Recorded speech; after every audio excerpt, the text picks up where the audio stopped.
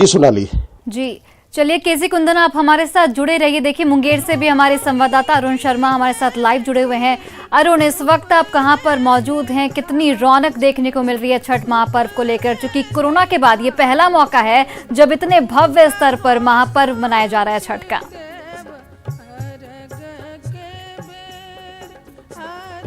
और चलिए पटना का रुख एक बार और कर लेते हैं।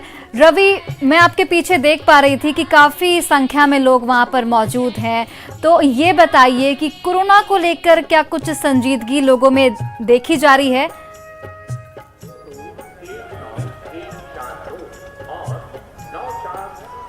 देखिए, कोरोना काल के बाद अगर कहें कि पिछले 2 सालों के बाद ये पहली बार ये मौका आया है जब खुले रूप से छठ मनाया जा रहा है, जहाँ पे जो बंदिशें हैं वो कम हुई हैं। तो यही कारण है कि यहाँ पे जो घाटों पर जो भीड़ है, जनसैलाब है, वो ज़्यादा निकल करके इस बार दिखाई पड़ रहा है। और यही कारण है कि जो जिला प्रशासन है उसी रूप से उन्होंने तैयारियां भी की हैं। आपको बता दूं कि जो कई घाट, जो महत्वपूर्ण घाट है जहाँ पे ज़्यादा भीड़ लगती है, वहाँ पे कोविड के टीके और जांच की भी व्यवस्था की गई है। यहाँ पे आपको दिखाने की अगर कोशिश करें तो यहाँ पे कैंप लगाए गए हैं, मेडिकल कैंप लगाए गए हैं। और उन मेडिकल कैंपों में कोई भी बाहर से व्यक्ति अगर आता है, अगर उनकी जांच की जा रही है और अगर किसी को लगता है कि उनका पहला टीका या दूसरा टीका उन्हें नहीं लगा है और ये लगाना चाहते हैं, तो ये यहाँ से लगवा भी सकते हैं। तो ये एक व्यवस्था कोविड को देखते हुए की गई है।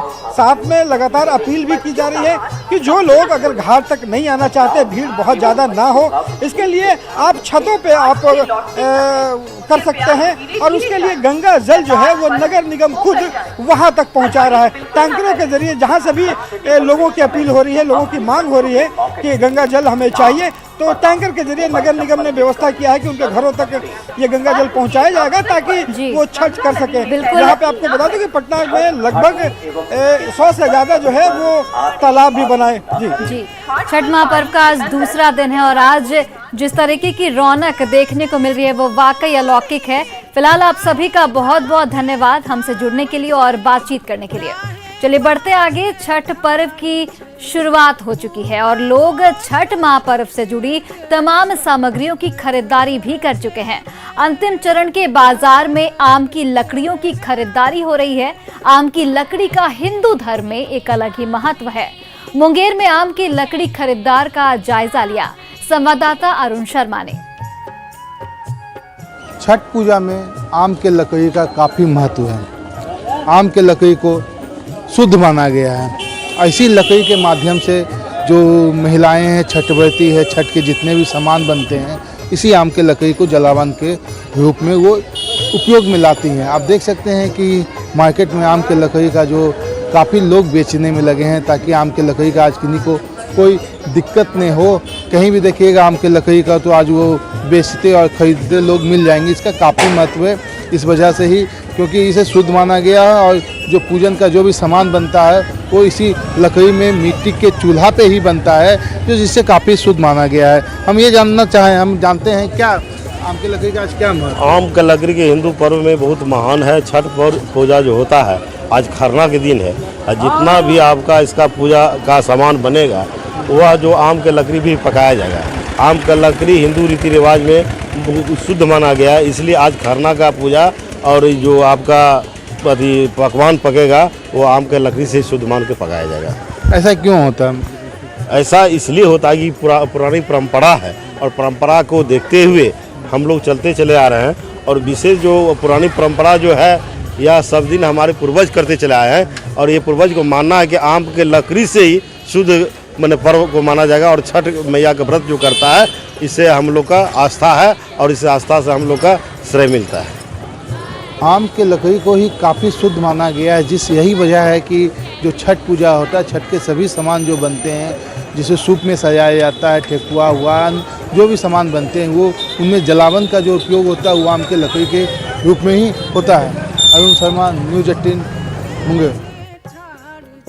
तो बिल्कुल लोक आस्था के महापर्व छठ की शुरुआत हो गई है। 11 नवंबर को उदयमान सूर्य को अर्घ्य देने के साथ महापर्व छठ का समापन हो जाएगा।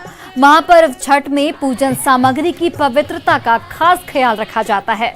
इस महापर्व में मिट्टी के चूल्हे का भी काफी महत्व है। छठ पर्व में भगवान भास्कर को चढ़ाया जाने वाला प्रसाद मिट्टी के चूल्हे पर ही बनाया जाता है और खास बात यह है कि ज्यादातर मिट्टी के चूल्हे मुस्लिम महिलाएं बनाती हैं। मुस्लिम महिलाएं कई सालों से इस काम को कर रही हैं और इसे पूरी श्रद्धा और भक्ति भाव और साफ सफाई के साथ करती हैं। कटिहार में एक दंपति कई सालों से ये काम कर रहा है। उनसे बात की हमारे सहयोगी सुब्रत गुहा ने। महापर्व छठ को लेकर साफ सफाई और शुद्धता एक महत्वपूर्ण विषय है, जिसे लेकर खासकर खरना का मौके पर ये मिट्टी के चूल्हा है और चूल्हे इसी मिट्टी के चूल्हे में जो शुद्धता को बनाए रखने के लिए जो महापर्व का भोजन पकाया जाता है। इसके साथ कटिहार में खास परंपरा है। ये चूल्हा जो है ये एक समुदाय विशेष के लोग नूरजहां और कासिम जी बनाते हैं और इस चूल्हा का काफ़ी डिमांड है। पूरे कटिहार के दूर दराज से लोग यहाँ पे हमारे साथ दोनों हैं। आइए बात करते हैं। जी, कब से बनाते हैं? कितना साल से बना रहे हैं? 10-12 साल से बना रहे। तो कितना दाम का चूल्हा है? बड़ा वाला 100, उसके बाद है इधर 80-90 टका भी बेच लेते, 50 टका बेच लेते। अच्छा, आप लोग अलग धर्म से हैं, लोग आता है कोई सब चक्कर है कुछ नहीं। कितना साल से? वही बोले 10-12 साल से बना रहे, कोई जात धर्म नहीं। बहुत खुश हैं, 2 पैसा होता है, गरीब आदमी होकर के कमाते हैं, धर्म का काम करते हैं। मतलब है कि आदमी सब ले जाता है बढ़िया से, कोई दिक्कत नहीं। एक कासिम जी और नूरजहां जी थे जो बता रहे थे कि यही महापर्व का खासियत है कि यहाँ जात धर्म कोई बाधा नहीं होता है और दूर दराज से लोग आते हैं और नूरजहां और कासिम का मिट्टी का चूल्हा लेकर जाते हैं। सुब्रत, न्यूज़ 18 कटिहार। और देखिए, महापर्व छठ में ठेकुआ का भी काफी महत्व है। छठ के मौके पर गुड़ का ठेकुआ बनाया जाता है, लेकिन जिस गुड़ से ठेकुआ बनाया जाता है वो कैसे बनता है, बक्सर से बता रहे हैं हमारे सहयोगी पुष्पराज। लोक आस्था का महान पर्व छठ में गुड़ की क्या अहमियत होती है आप समझ सकते हैं कि भगवान भास्कर को जो ठेकुआ चढ़ता है वो इसी गुड़ में बनता है। और आप देख सकते हैं कि गुड़ बनाने की ये विधि है। आप कैमरे के माध्यम से देख रहे हैं कि गन्ना जो खेतों में होता है उस गन्ने को यहाँ लाए हैं और जो कारीगर हैं वो बना रहे हैं और यही गुड़ मार्केट में जाता है जो भगवान भास्कर को अर्घ दिया जाता है। भगवान भास्कर का जो ठेकुआ बनता है इसी गुड़ से बनता है और इसकी मिठास जो देसी स्टाइल है, देसी ये गुड़ हुआ, इसकी डिमांड बिहार के हर कोने में है। कारीगर से बात करते हैं कि कैसे बनता है, कैसे बनाया जाता है, क्या विधि है इसकी बनाने की। सबसे पहले सुबह सुबह हमनी के खेत में जाके ऊख काट के ले जा छील उल के, ओकर बाद कल भी रख के मशीन में पेरी ले जाए करा के टीना के माध्यम से कड़ा में डलाला।